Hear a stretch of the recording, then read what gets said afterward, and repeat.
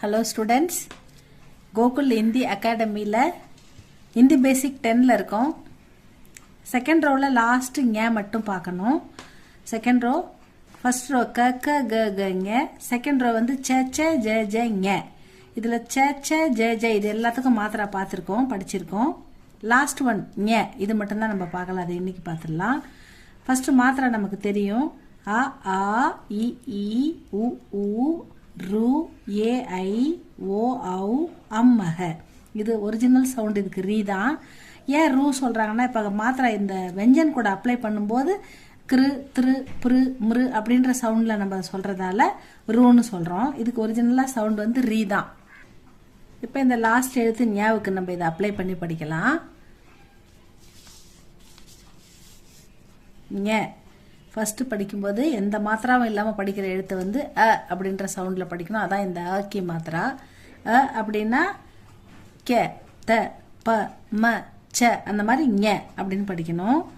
இந்த ஞ போட்டு ஆக்கி மாத்திரா போட்டால் ஞா, ஞ போட்டு ஈக்கி மாத்திரா போட்டால் ஞி, ஞி போட்டு ஞ போட்டு ஈ இந்த மாத்திரா போட்டால் ஞீ, ஞ போட்டு ஊக்கி மாத்திரா போட்டால் ஞு, ஞா போட்டு ஊ இந்த மாத்திரா போட்டால் ஞூ, ஞா போட்டு ரூக்கி மாத்திரா போட்டால் இந்த ரீக்கி மாத்திராவை எடுத்து இங்கே போட்டால் ங்ரு அப்படி சொல்லணும்.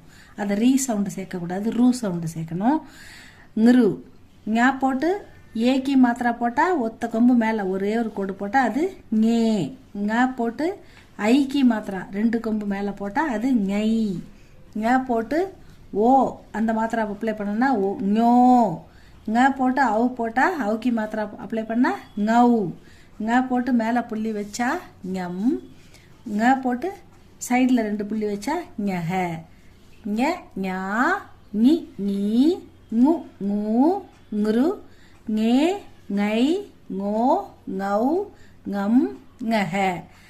ஞ ஞா ஞி ஞீ ஞு ஞூ ங்ரு ஞே ஞை ஞோ ஞௌ ஞம் ஞஹ அப்படி படிக்கணும் ஸ்டூடெண்ட்ஸ்.